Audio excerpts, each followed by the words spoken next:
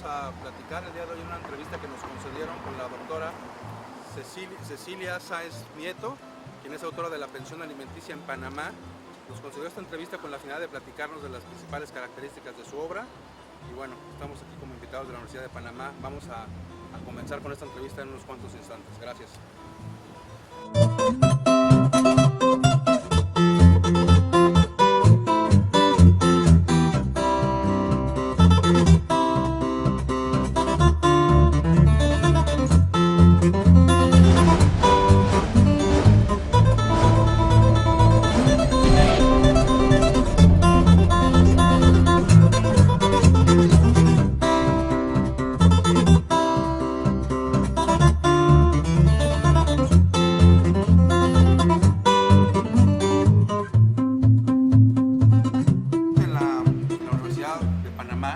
Estamos en la Facultad de Derecho y Ciencias Políticas y nos encontramos el día de hoy con la doctora Belkis Cecilia Sáez Nieto. Ella es abogada, es también maestra en Derecho Privado y es doctora en Educación Superior, esta formación que bueno, le ha permitido, y además porque es así su vocación, ser maestra, ser directora del Centro de Estudios Jurídicos de la Universidad Panamericana.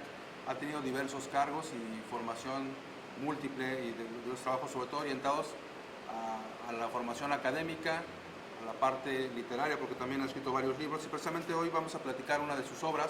Vamos a hablar el día de hoy de La pensión alimenticia en Panamá, que es un libro bien interesante que nos permitió, o nos hizo el favor de obsequiarnos el día de ayer, y precisamente en función de eso es que la invitamos a esta plática, y con mucho gusto la tenemos aquí, agradeciéndole que nos haya permitido platicar con usted respecto de su obra, La pensión alimenticia en Panamá, que bueno, hoy día ante este mundo globalizado, pues la pensión alimenticia en Panamá o en México o en cualquier otra parte, finalmente va a recaer en conceptos equivalentes porque el derecho tiende a esa universalidad que hoy día le dan los tratados internacionales. Pues muchas gracias, maestra, muchas gracias, doctora Belkis Sáez, por estar con nosotros, y gracias por permitirnos platicar su obra el día de hoy. Bueno, muy buenos días a todos.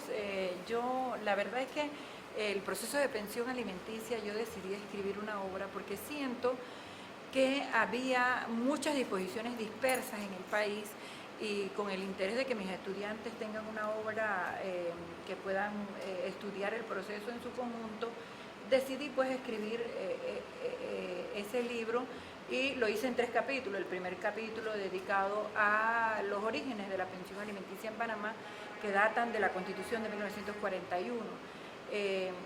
En el segundo capítulo decidí hacer el procedimiento, que en Panamá, el procedimiento, como decía en el día de ayer en la presentación del libro, tiene 4 instancias que deben ser eliminadas, las 4 instancias, porque es un proceso muy largo, muy tortuoso, y si hacemos un análisis de toda la legislación en Panamá, nos damos cuenta de que el legislador siempre ha buscado minimizar el procedimiento. Y en el último capítulo tenemos el procedimiento de aumento o de rebaja de la pensión alimenticia. ¿Por qué?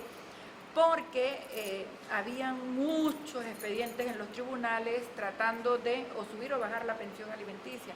Yo decía en el proyecto de ley que tuvimos con la Asamblea Legislativa, no podemos permitir tantos aumentos y tantas rebajas.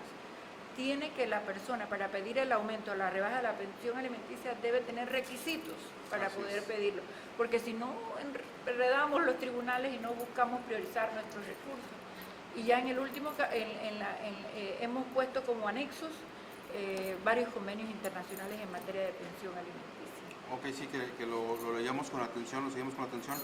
Me encuentro con que la obra es una obra muy rica porque parte del origen histórico de los alimentos, incluso se remonta a Roma. Nuestro derecho, al igual que el de ustedes, es un derecho de tradición romanista, ¿no? Entonces tenemos los mismos orígenes. Así es. Y bueno, es una obra que es bien interesante para los estudiantes, no nada más de Panamá, porque bueno, la parte histórica es enriquecedora, y la parte del derecho que a ustedes les atañe, bueno, también es bien interesante. Si pudiera platicarnos un poquito del origen de los alimentos, surgen los alimentos en Roma, ¿cómo surge esta figura de los alimentos? Bueno, realmente a mí en el libro me llamó poderosamente la atención cómo surge la detención preventiva para aquella persona que no paga pensión alimenticia. Y la verdad es que fue una tarea a través del libro buscar de dónde surgió eso.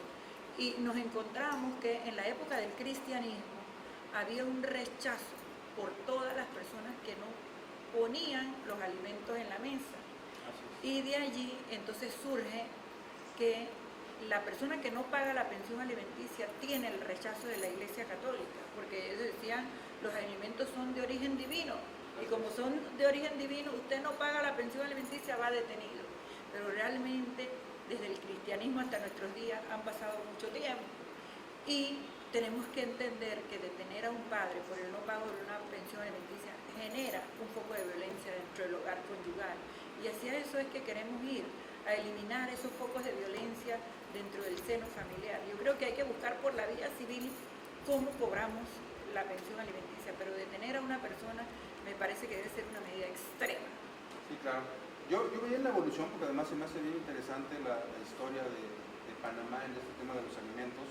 Yo veía la evolución que incluso durante algunos años ya de la independencia de Panamá respecto de Colombia, se seguía aplicando el Código Civil colombiano para este tema, que bueno, incluso no estaba totalmente regulado, pero que al principio sí se hablaba de él dentro de su legislación. ¿Cómo fue este cambio de ser un departamento de Colombia a la independencia y aún seguir utilizando legislación colombiana? Bueno, es que nosotros durante mucho tiempo utilizamos el Código Civil colombiano porque en Panamá cuando nos independizamos tuvimos que empezar como nación a realizar una gran cantidad de leyes y no fue hasta 1916 que iniciamos el Código Civil nuestro y tuvimos que aplicar mucha legislación colombiana. Es por eso que yo le he dicho a algunos autores panameños que la génesis de nuestro derecho definitivamente la tenemos que estudiar en el Código Civil colombiano. Claro. Y la estructura familiar y todo es la estructura familiar colombiana. Son figuras legales bien particulares. Ya ser un país independiente, seguir aplicando una legislación previa, que se me hizo un tema bien interesante. Estamos hablando de que la independencia de ustedes se dio en 1903. Ajá. Y durante prácticamente 13 años siguieron aplicando Así es. legislación colombiana. Así es una figura bien interesante. Entonces, hablando ya del tema de los alimentos, de la pensión alimenticia, lo tenían ustedes en un código de familia, según yo en el libro que se conclusión, y veo que hay una evolución, incluso a tener una legislación particular ya del derecho de las pensiones alimentarias. ¿Nos puede platicar de ese cambio, de esa evolución que tuvo su Bueno, derecho? la pensión alimenticia estuvo en la ley 2 de 1916, que fue el Código Civil. Se mantuvo desde 1916 hasta 1995, cuando se crea el Código de Familia. Allí se mete toda la legislación de pensión alimenticia y se quita del Código Civil. Pero ¿qué pasa? El Código de Familia tiene normas de procedimiento y de notificaciones, pero hacía falta mucha legislación. Tenía el código muchos vacíos en materia de pensión alimenticia. Y surge la idea de ser una ley especializada para el tema de la pensión alimenticia. Y así surge la ley 42 del 2012, que se refiere al tema de pensiones alimenticias. La verdad es que yo me siento sumamente feliz de que tengamos en un solo instrumento todo lo que tiene que ver con pensión alimenticia y que no estemos aplicando que el Código Judicial, que el Código Civil, que el Código de Familia, sino que en un solo instrumento se tenga todo lo que hay que aplicar para un proceso tan especializado como es el de pensión alimenticia. Además de que hay muchas madres que no saben obviamente cuál es el procedimiento, entonces es bueno que en un solo instrumento puedan leer y decidir hacia dónde van. Ok, ahora habla usted de la pensión de las madres, de que las madres incluso no tienen conocimiento pleno del tratamiento de las pensiones alimenticias. Sin embargo, yo me encuentro también en la obra, y digo, además es parte del derecho, no nada más de Panamá, sino que somos todos que tienen origen latino, origen de la escuela romanista. Me encuentro con que los alimentos van más allá simplemente de la madre o de los hijos. ¿A quién se le concede pensión alimenticia? ¿Quién está en potestad de requerir el pago de pensión alimenticia? Bueno, aquí en Panamá los hijos en primera instancia, claro, pero también la esposa, ¿verdad? En Panamá la esposa. Lo único es que los tribunales han mantenido el criterio de que si la esposa no trabaja, tiene derecho a pedir la pensión alimenticia, pero si la esposa trabaja y tiene recursos propios, no se va a consignar pensión alimenticia a favor de ella. Sí, claro, porque estamos hablando de que probablemente el origen de la pensión también lo leía yo. Parte del origen de la pensión es precisamente la imposibilidad de una persona de procurarse los medios para poder subsistir. Ahí nace la obligación de la pensión. Entonces es de los hijos, de la madre, o incluso de los padres, incluso de los nietos, incluso ascendentes y descendientes en línea recta, colaterales. O sea, hay una multiplicidad de personajes que pueden acceder a esta pensión alimenticia. Yo la verdad es que cuando se hizo el proyecto en la Asamblea Legislativa en Panamá, yo fui invitada para colaborar en nombre de la universidad, y yo pienso que los abuelos no debían ser obligados a pagar pensión alimenticia. Yo defendí ese criterio de la ley porque realmente me ha tocado como abogada litigante también defender a muchos abuelos y dicen, bueno, pero es que yo tengo que gastar en medicamentos, yo tengo... Sí, claro. ¿Me explico? Entonces, si usted lee la literatura universal, todos los países hemos tenido problemas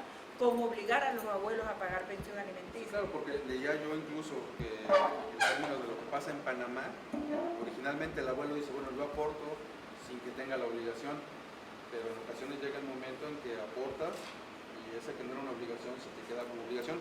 Incluso veo que habla de 4 supuestos en los cuales los abuelos están obligados a pagar la pensión, ¿no?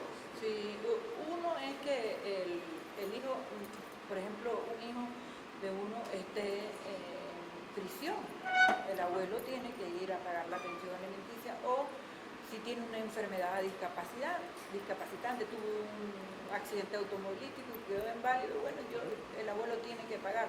Esos son casos excepcionales, pero ¿qué pasaba en Panamá? Y el padre desconocido, ¿no? Que por ahí menciona. Y el padre desconocido, pero yo creo que el abuelo debe tener, o sea, para el abuelo debe existir la ayuda, pero no la obligación de dar una pensión alimenticia, porque los niños son un sector que debe protegerse, pero también los abuelos es un factor que debemos proteger. Sí, claro, finalmente están ellos para mantenerse y en ocasiones de forma muy, muy difícil, todavía para recargarles la obligación de sostener a los niños es complejo, pero bueno, finalmente es un concepto, como usted bien menciona, de carácter universal, no es nada más la legislación panameña, sino que en general toda la legislación tiene ese carácter de protección que tienen que dar los abuelos a los nietos. Nosotros en nuestro derecho en México partimos de un principio, y no sé si usted esté de acuerdo con ese principio, está contemplado incluso en el Código Civil de las distintas legislaciones estatales, porque así lo manejamos nosotros en México, en donde dice que el que da alimentos tiene el derecho de recibirlos. Es decir, el padre que a su hijo le otorga alimentos durante los periodos que está obligado, después tendría derecho a recibir los alimentos de los hijos. No sé cómo se plasma esto en la legislación panameña. En Panamá no es así. En Panamá solo basta que usted como abogado pruebe el vínculo de parentesco. Es decir, por ejemplo, yo he tenido muchos casos en que médicos me han dicho a mí, licenciada, yo no voy a dar dinero para mi papá porque mi papá jamás me dio un real a mí, mi mamá fue quien debió mantenerme, pero en Panamá no. En Panamá basta con que usted pruebe el vínculo de parentesco y el juez va a poner la pensión alimenticia, haya dado o no haya dado el padre en el momento en que tenía que darlo. Sí, y aquí precisamente en el caso de la prueba me llama la atención, habla usted de la pensión alimenticia prenatal, y entonces ahí se me hace un tema bien interesante donde incluso noto que tiene usted ciertas controversias al respecto, ¿no? Porque hay injusticias, en el sentido, lo venía comentando con la gente que nos acompaña. Cuando se otorga la pensión, basta la simple presunción o el simple señalamiento de la futura madre para que alguna persona pudiera estar obligada a entregar la pensión, lo cual tiene tintes de injusticia muy evidentes. Totalmente. De hecho, le digo, nosotros tuvimos una investigadora española que nos visitó al Centro de Investigación Jurídica y ella nos criticaba enormemente por el tema de que ella hizo derecho comparado en Panamá en materia de pensión alimenticia. El problema que nosotros tenemos en materia de la pensión prenatal es que hay criterios distintísimos. Por ejemplo, los juzgados de familia han dicho para que se ponga una pensión prenatal debe haber una presunción de paternidad, que siento que es justo. Es decir, si yo estoy casada con una persona y yo salgo embarazada, obviamente la ley presume que ese hijo es de esa persona. Y ahí no habría duda. Ahí no habría ninguna duda. O bueno, puede haber dudas porque finalmente las dudas pueden existir, ¿no? Claro, claro. Pero hay una presunción que tiene hay una presunción alta certeza, ¿no? Legal. Pero en el tema en que no hay matrimonio, es difícil que un tribunal diga usted tiene que pagar pensión prenatal, pero las corregidurías en nuestro medio así lo hacen. Algunos corregidores dicen basta el señalamiento de la muchacha para que usted deba pagar pensión alimenticia. No es correcto. Me parece que no es correcto porque imagínense, bajo ese criterio se le puede decir a una persona que tiene mucho dinero y yo cobro durante un tiempo la pensión alimenticia y entonces para devolver ese dinero ciudad demuestro que no es un problema. Sí, porque incluso me llama la atención la forma en que lo plantea. Dice, bueno, y si llega esta persona con un par de testigos y dice, pues parece que sí tenían alguna relación, entonces se acreditaría el vínculo, ¿no? Y la otra parte, ¿qué pasa finalmente si ya ha nacido, mediante la tecnología, aplicación de tecnología actual, la prueba del ADN propiamente, se demuestra que no es su hijo? Si se demuestra que no es su hijo, la madre tiene que regresar el dinero. Pero ¿qué pasa? La gente que anda buscando un papá, generalmente no es gente que tiene dinero, sino gente de bajos recursos económicos. Claro. Entonces, al momento de regresar ese dinero, no se regresa sencillamente. Entonces usted dice, bueno, la voy a detener por haber mentido a la autoridad, pero lo que pasa es que tiene un niño de meses. ¿Cómo hace un juez penal para meter presa a una madre que tiene un niño de 1 mes, 2 meses de nacido? No se puede. Claro. Y aquí me surge otro tema que seguía yo también con interés, que es el tema del interés superior del menor, al cual se alude en una buena parte de la obra, ¿no? Porque yo dejo de darle alimentos y en términos de lo dispuesto en estas disposiciones que tienen ustedes, habría lugar a una pena de carácter corporal incluso, ¿no? Que además leía yo, no tiene el alcance de delito, sino es un medio meramente de coerción para que se pague la pensión, pero no se da, según leía yo en el libro, ¿no? Bueno, fíjese, la Corte Suprema de Justicia de Panamá ha dicho que ordenar la detención de un padre que debe pensión alimenticia es lesivo al interés superior del menor. Para mí es así. Para mí, muy particularmente, es así. Yo he oído a niños diciendo, yo no como mucho con tal de que no metas preso a mi papá. O mi abuela me dijo que me va a dar comida si tú no pones preso a mi papá. O sea, eso es realmente difícil oír a un niño hablar en ese tono. Yo tengo 20 años de dedicarme al litigio en materia de familia y lo he oído con mucha tristeza. Sin embargo, los jueces nuestros lo que aducen es que si no hay una detención preventiva, no hay coerción y el padre no paga la pensión alimenticia. Ahora, yo como abogada le digo, hay una gran cantidad de fallos que está en la parte final del libro, en donde la Corte dice no hay que ordenar la detención preventiva. Ahora, siento que en los jueces de la jurisdicción de familia y de menores se está haciendo bien justo en ordenar la detención, pero como última medida. Pero en las corregidurías no es así. El corregidor ordena la detención y yo creo también que hay que pensar un tanto en el niño, porque si el papá está preso, no puede generar ingresos y tampoco puede pagar la pensión alimenticia. Claro, pero entonces, y en ese sentido, ¿cuál sería un medio de coerción real para que el padre, y además el padre, podemos ponerle el calificativo desobligado, tome ese deber que le corresponde? Bueno, mire, los países han intentado de todo. Yo pudiera decirle que yo he leído, con razón del libro, una bibliografía casi mundial de qué han hecho los países para obligar a la gente a pagar la pensión, y me he encontrado desde que les quitan los pagisalvos para manejar, me he encontrado en Argentina con un registro de deudores morosos de pensión alimenticia, para evitar que, es decir, si usted va a constituir una sociedad anónima, va a comprar esto, necesita el paz y salvo del registro de deudores morosos de pensión alimenticia. Me he encontrado con soluciones como que los países han estudiado los sectores que más deben. Por ejemplo, en el caso, la Policía Nacional, bueno, a la Policía Nacional le vamos a prohibir el paz y salvo, sacar la licencia. Hay 10.000 medidas, pero yo sí soy consciente de que hay que buscar medidas para el cobro de la pensión alimenticia, para secuestrar, para embargar, para hacerlo por profesiones. Por ejemplo, un abogado que no cumple con la pensión alimenticia va para el Colegio Nacional de Abogados. Un arquitecto que no cumple con la pensión va para el Colegio de Arquitectos, y hacer la difusión a través de medios y de otra manera. Pero la detención preventiva realmente debe ser la última medida.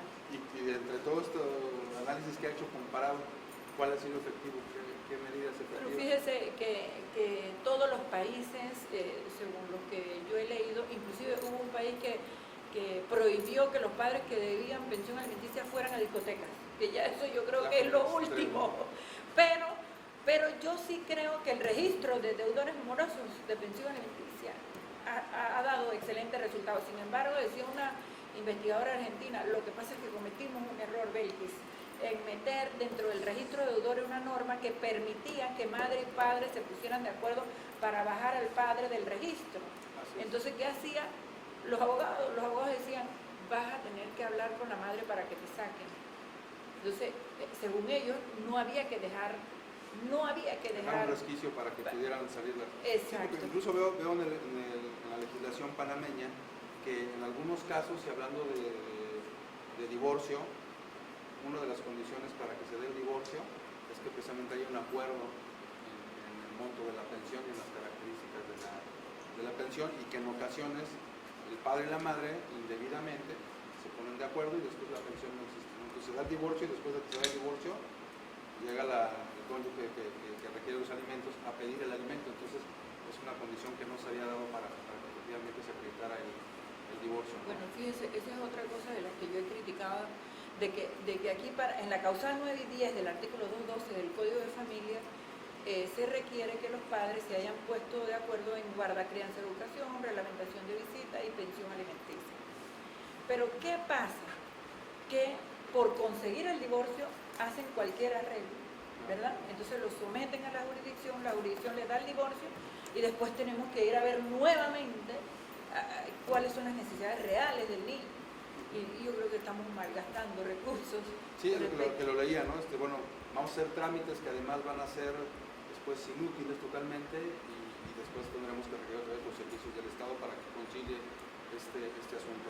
Ahora, otro tema que suele tener diferencias en cuanto a la interpretación es el de los conceptos que componen los alimentos. ¿Qué conceptos son los que integran los alimentos en términos de la legislación panameña? Bueno,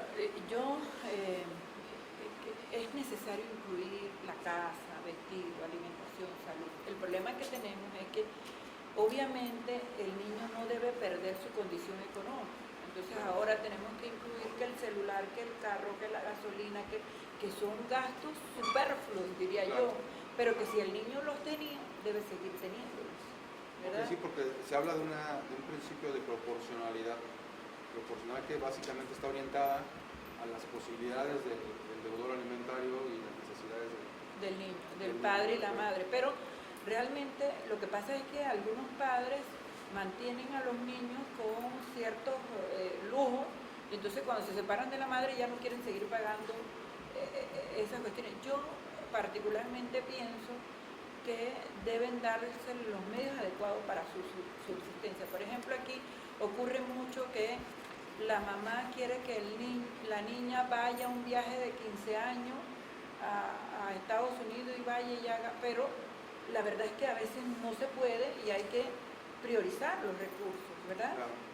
Claro. Entonces, ¿qué tanto sería necesario? Porque incluso veía, y es un tema que también comentábamos con el propietario del libro, con las personas que me acompañan, platicábamos incluso de una mascota, y que usted hacía referencia al concepto, ¿no? Que incluso está demostrado que a nivel de terapia, a nivel de de ciertos aspectos que ya se han demostrado científicamente, una mascota podría llegar a ser necesaria y me llamó la atención el concepto en particular, ¿no? Bueno, mire, yo particularmente, como le digo, yo tengo 19 años, está en el tema de derecho de familia, y yo un problema en la fijación de la cuota alimenticia es el mantenimiento de la mascota, ¿verdad? Ciertos jueces la niegan totalmente, es decir, yo voy a pedir $1.000 en concepto de pensión alimenticia, pero la mascota que tiene el niño obviamente genera gastos. Entonces, cuando vamos a pedir el asunto de la mascota, la juez dice, no me vengas aquí con mascota, que estamos tratando aquí de conseguir comida, no sé qué, y mascota. Pero sí, científicamente está demostrado que las mascotas son importantes en la educación y del niño. ¿Ve? Entonces, por eso me puse a estudiar, por ejemplo, lo importante que es para un niño tener un perro, tener un gato, tener una mascota, y sobre todo que ese niño va a soportar la separación de sus padres, y entonces también quitarle la mascota, como que yo quiero en el libro es demostrar científicamente al juez de que a veces hay que ceder con el tema de los gastos de las mascotas. Y en ese sentido, ¿qué tanto queda al albedrío del juez la decisión de los montos? ¿Qué tanto está legislado y qué tanto va a quedar en el poder de decisión de un juez establecer un monto de una cuota de pensión? Bueno, queda total discrecionalidad, diría yo, del juez, porque en Panamá no se fija una cuantía del salario como en Estados Unidos, por ejemplo, que Estados Unidos ha establecido una cuantía del salario es para pensión. Aquí no.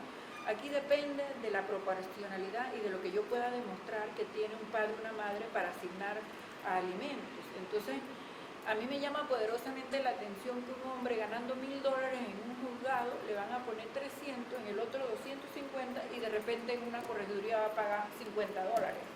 ¿Me explico? Por eso el libro. Porque yo digo, si yo le proporciono una herramienta a los corregidores, sus sentencias, sus casos van a ser más cónsonos con la realidad. Porque no puede ser esa disparidad de criterios, ¿me explico? Porque creo que no se ajusta a los derechos humanos y al principio de interés superior del menor. Entonces, se fija la pensión, el juez ya determina cuánto es lo que se tiene que restar al obligado, y entonces tratándose de trabajadores, ¿cuál es el procedimiento para que el patrono o en su caso el mismo trabajador en su caso vaya a pagar la pensión? ¿Cómo se maneja eso? Bueno, aquí en Panamá se estableció una norma de que una vez se fije la pensión alimenticia y se mande donde el patrono, él tiene que hacer el descuento directo del salario. Si no lo hace, la empresa es responsable de la pensión alimenticia, porque se daba mucho de que como existe una relación de confianza entre empleador y empleado, no querían hacer el descuento directo del salario. Entonces, a través de la ley se dijo, bueno, usted no hace el descuento, la empresa es responsable de pagar la pensión alimenticia. ¿Y hasta dónde alcanza la responsabilidad? Digo, más allá de la cuestión ordinariamente económica, ¿hasta dónde podría alcanzar la sanción al patrón que también por ahí Bueno, lo que se hace es que se le manda la nota y le dice, bueno, en caso de no cumplimiento, usted deberá pagar la pensión alimenticia. El tema es que con la nota, como se va tan explicativa, los jueces, nadie quiere comprometerse o comprometer a su empresa, y menos en un tema de niñez. Me explico, que todos sabemos que existe el principio de apoyo al niño. Sí, claro. Y en ese caso, ¿qué tanto se da la simulación? La simulación me refiero a yo gano 1.000, pero entonces el patrón va a decir que yo gano 600 o 700 y lo demás me lo paga. Hay miles como en todos los países, ¿verdad? Ese es un tema que también he investigado en otros países, porque yo quiero saber si es la idiosincrasia del panameño, pero lo cierto es que no, todos los países tenemos el mismo problema, la simulación, y se hace a través de las sociedades anónimas. Por eso ahora estamos escribiendo un artículo para el Anuario de Derecho del levantamiento del velo corporativo en materia de pensión alimenticia, que no lo tenemos. Sí, interesantísimo, ¿no? Sí, estamos en ese tema de si un juez puede levantar el velo de una sociedad a efectos de ver si realmente tiene. Ahora, en la ley, lo que sí nos ocupamos es de meter dentro de la ley que el padre, el juez puede ir a ver la casa donde vive, porque antes eso no se podía. Con la nueva ley se incluyó de que el juez pueda ir a ver, bueno, ¿dónde vives tú? Y va y que tiene la casa enorme, tiene 3 carros, usted no puede ganar $1000 si usted vive, me explico. Y de hecho, yo he solucionado mucho de simulación a través de esa medida, de vamos a ver dónde vive, qué tiene, porque también puedo ser yo un poco injusta que la persona, estoy pensando que la persona está ganando $1000, pero está ganando 300, pero sí hay mucha simulación, definitivamente es así. Sí, y pasa también, lo veía en el libro, que de repente hay personas que incluso dolosamente prefieren perder el empleo que pagar pensión a sus obligados. Digo, y no es tema panameño, no es un tema, no sé si latinoamericano, o hay incluso casos de porque estamos en nuestro país, en México, que se ha dado el caso de yo prefiero dejar de tener un fuente de ingresos a pagarle pensión a esta persona. Con dolor en el alma hay que reconocer que en nuestros países se da mucho eso. Y bueno, hemos metido también en el Código Penal el delito de incumplimiento de los deberes familiares, pero hay que aceptar que hay mucho de eso. Pero yo creo que hay que hacer también campañas a nivel nacional de concientización a los padres y madres, porque no solo son los padres, sino también las madres, sí, claro, de la importancia que tiene la paternidad y maternidad responsable. Si usted no va a cuidar a su hijo, no tenga tiempo, ¿no? Que tendría que ser el origen de la solución. Y bueno, hay una parte que me llama mucho la atención, veo en su currícula que usted ha participado en procesos legislativos, ¿no? Entonces ha estado en el Centro de Investigación Jurídica y ha participado en procesos legislativos. ¿Cuál ha sido su intervención y cuál es su punto de vista respecto de la evolución que está teniendo el derecho panameño en este tipo de temas? Bueno, realmente yo creo que sí hay una preocupación constante en Panamá por mejorar los temas de niñez y adolescencia. Siento también que en la Asamblea Legislativa los temas de niñez y adolescencia y de familia han sido liderizados por mujeres. De hecho, la pensión alimenticia surgió la iniciativa de una legisladora y mi experiencia en la Asamblea Legislativa, de verdad que hemos podido consensuar en el proyecto de ley, se dejó hablar a muchos jueces municipales que son en definitiva los que ven a diario los casos en materia de niñez y adolescencia. Se nos permitió a varios profesores de la universidad participar en el proyecto para llegar a la ley y creo que es una bonita oportunidad de contribuir con el país hacia el mejoramiento de las condiciones para los niños y niñas de nuestro país. Claro. Y esto va en mucho, lo leíamos, va mucho a los derechos humanos. Digo, es el tema de moda en muchos países, va a los derechos humanos. ¿Qué nos puede platicar de derechos humanos en relación con su texto?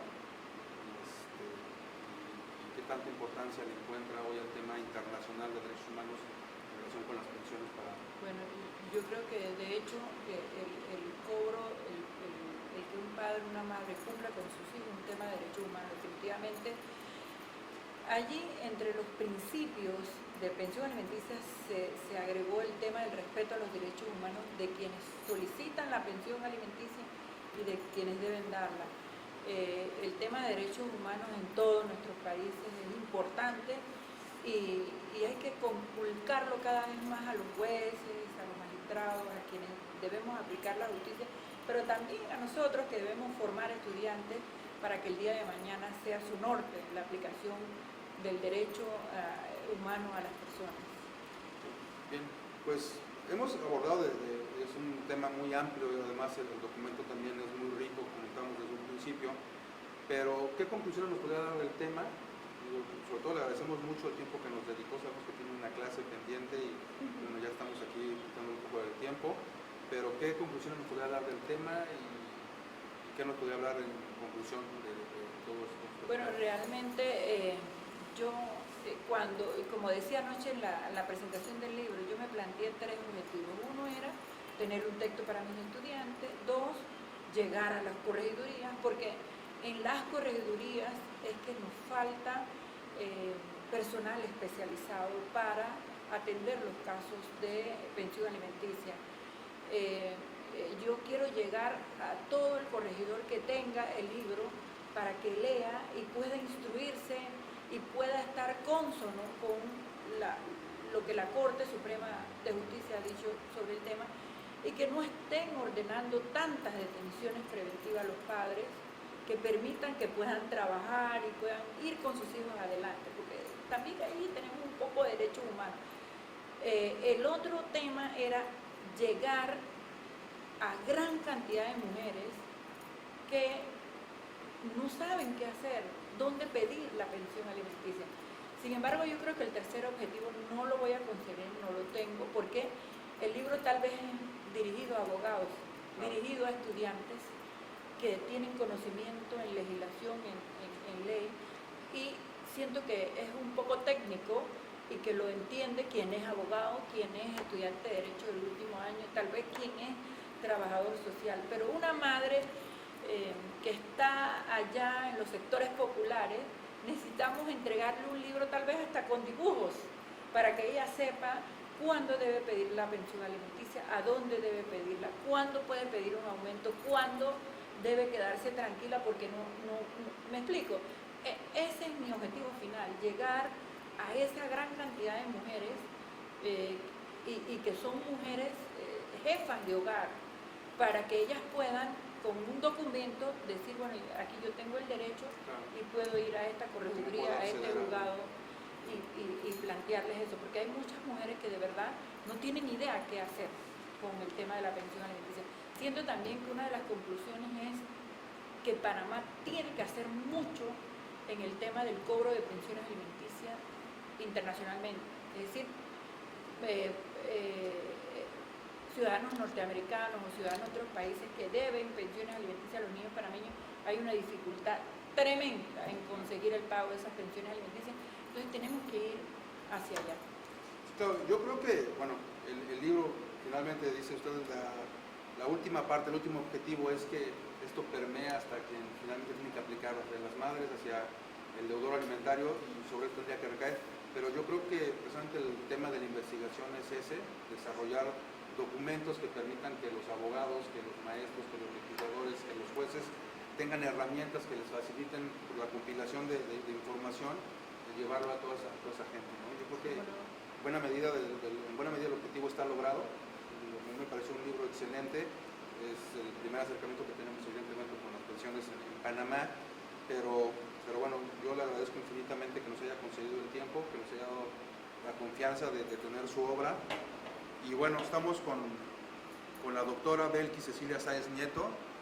Hablamos el día de hoy de la pensión alimenticia en Panamá, un documento editado por la Universidad de Panamá, por la Facultad de Derecho y Ciencias Políticas. Y bueno, fue una charla interesantísima, le agradecemos muchísimo. En cada consultor especialmente queremos promover el conocimiento y promoverlo, qué mejor que hacerlo con gente que es experta en estos temas. Le agradecemos muchísimo que nos haya acompañado. Bueno, esperamos que no sea la última vez, que sea la primera de muchas. Ay, cómo no. Y muchísimas gracias, doctora. Yo también quiero agradecerles enormemente muy su visita al Centro de Investigación Jurídica. Le agradecemos mucho. Sí. Bueno, y aquí está el libro de la doctora Belkis Cecilia Sáez Nieto, quien además fue directora del Centro de Investigaciones Jurídicas. Entonces, ¿cómo no? Estamos con toda una experta en este tipo de temas. Muchísimas gracias, doctora. Bueno, listo. Muchísimas gracias a usted también.